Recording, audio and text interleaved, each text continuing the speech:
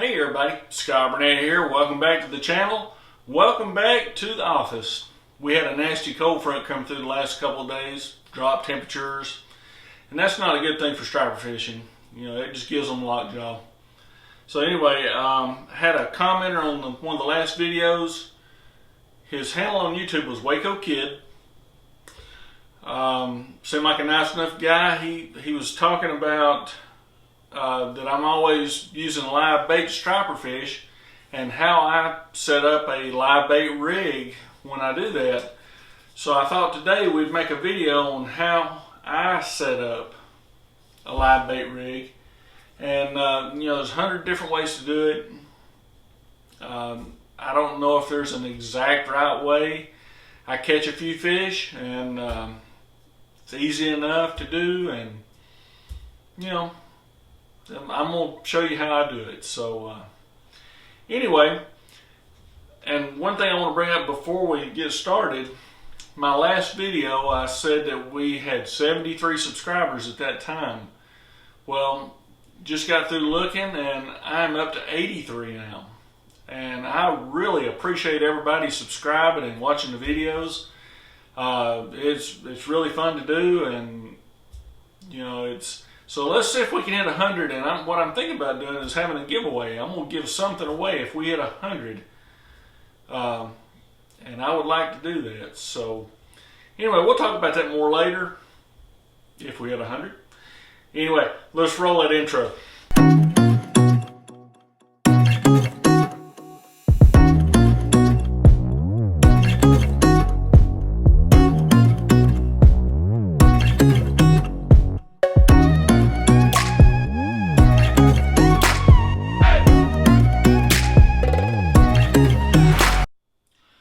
Let's get on into this. Downline striper fishing.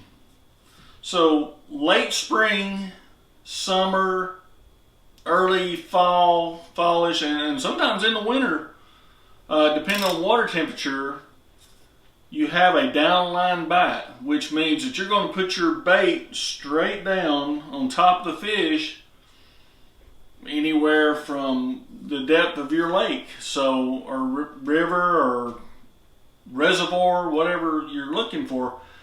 In my situation, I'm here in northwest Georgia.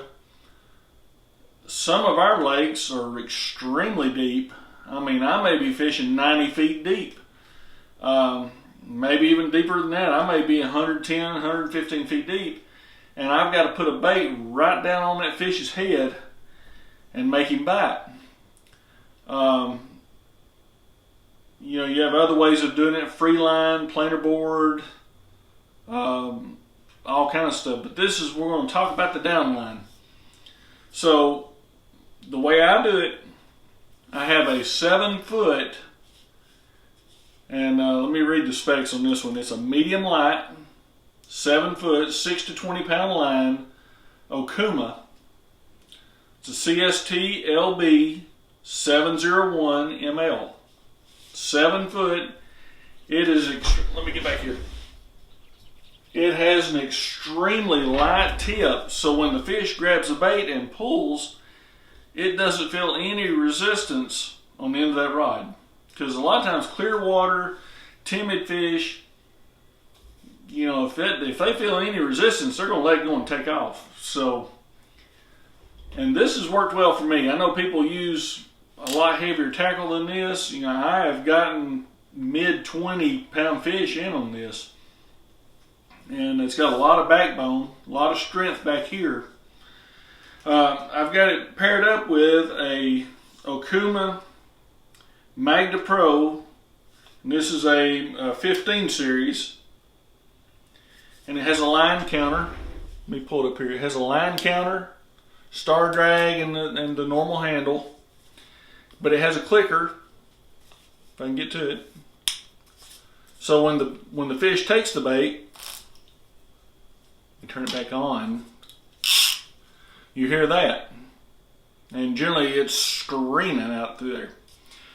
So this is a 15 series reel, 7-foot medium light rod. And you talk about striper fishing, people say, well, that's too light.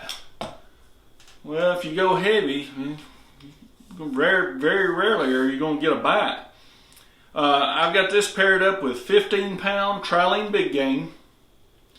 A couple of my reels I have 12-pound, but this is 15-pound mainline, and I've got about 220 yards on it. And I like the line counter because if you're looking at your graph on the boat and you need to put that bait down at 35 feet, well, this is how you do it. You know, a lot of people can watch the line traverse across and say, well, it's 6, 8, 10 feet every time it moves back and forth.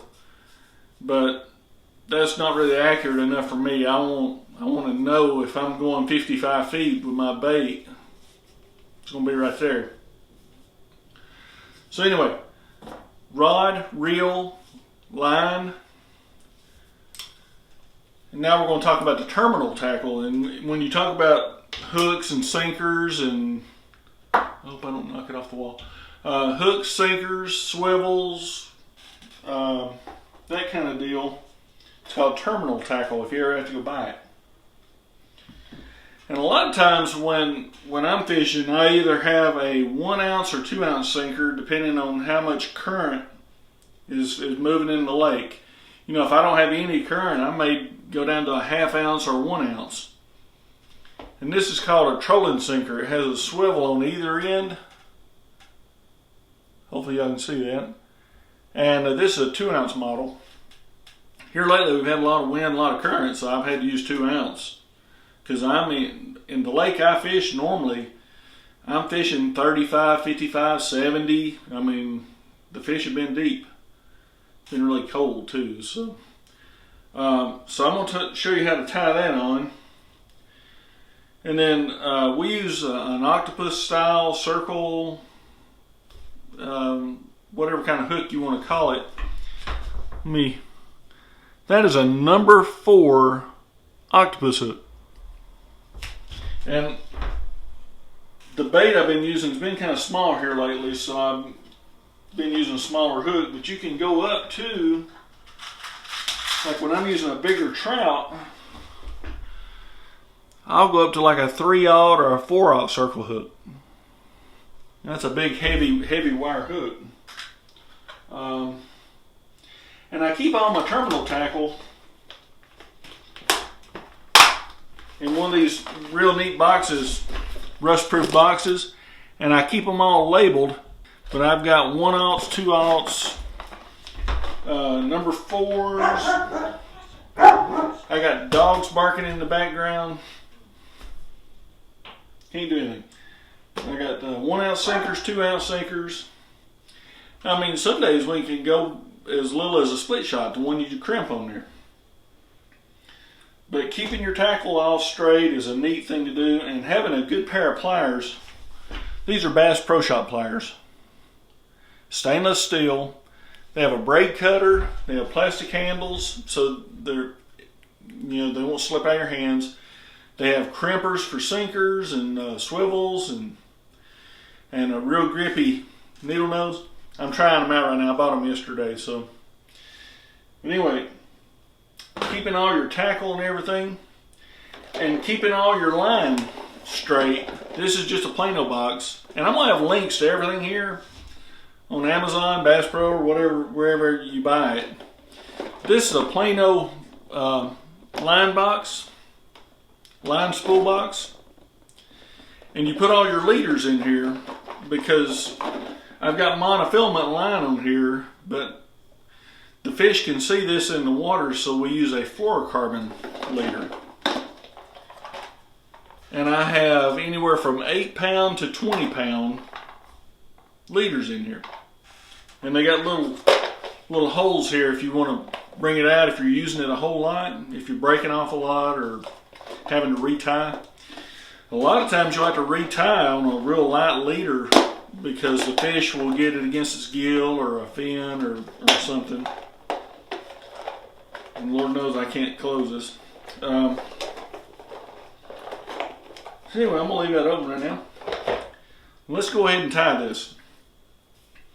And I've got a couple of videos. I've got one where I show how to put the line on here and showing how to tie a Palomar knot. And I'll link it right here. So anyway, I'm gonna go ahead and come right here, and I'm gonna tie this on. I'm gonna try to tie it on.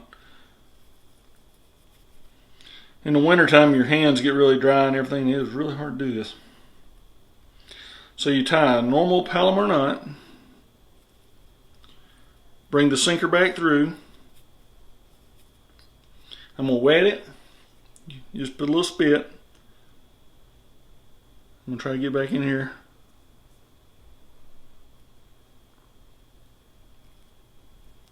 And we'll cinch it up. Now the tail end, the tail end, you don't want to cut it off too short, but then again, you don't want it hanging out there. So I'm gonna cut this off right there, about 1/8 of an inch.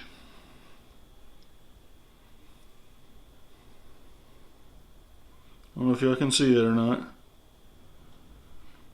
So anyway, that's the first part. You tie that sinker on first. Alright. So I'm going to come over here, and for this example, I'm going to use 12-pound test fluorocarbon line. And that's one brand I use right there, and I'll have a link to it, P-Line. But P-Line makes a good line. Let's see, Berkeley Vanish is another one I use. Sunline, we use it a lot. All really good lines, and they're not terribly expensive. I mean, you can spend a lot of money online. I mean, it's okay. For most of the time, I'm using 6 or 7 feet leaders. This gets the hook and the bait away from the monofilament.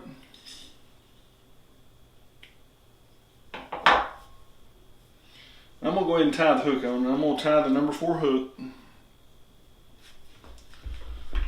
I'm going to come over here, and all you do is tie it on with the same Palomar knot. I know a lot of people will snell their hook or tie a loop knot or a regular fisherman's knot. This has always worked well for me.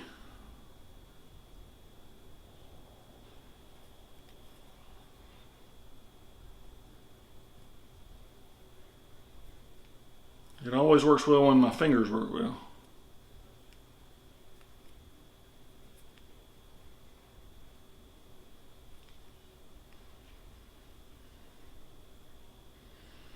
Alright, bring the hook back through. You wet it, and wetting the line cuts down on friction. You don't want friction on your line because it can make it wear through fast if there's a lot of tension from the fish. And I don't know if y'all can see that or not. I cut that off about 1/8 of an inch, just like I did on the other one. Okay, and then you come back to your sinker and you tie that same Palomar knot. I mean, it's just, and that's what I like about it. It's simplistic.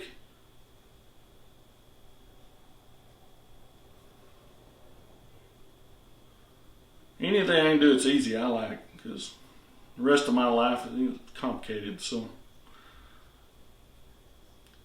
got your loop. I'm gonna reach out here and grab the hook. And always be careful with these hooks. They are extremely sharp from the factory. I hear people all the time, they had to sharpen their hooks and everything. I never have to. Unless I've caught 3 or 4 fish, and then I'll generally just change it out. Alright. And kids, don't do that at home. You're not supposed to. So anyway, that is my go-to DownLine striper rig 95% of the time. I mean, I might go to a 1 ounce sinker or a 1/2 ounce sinker. I may go to a number 1 hook. And let me show you the difference between a 1/0. This is the same brand, and I generally get owner brand hooks. I've had really good luck with them. And that's the difference between a 1/0 and a number 4. Hopefully y'all can see that. Anyway, and that's all we're going to talk about that, because I mean it's simple.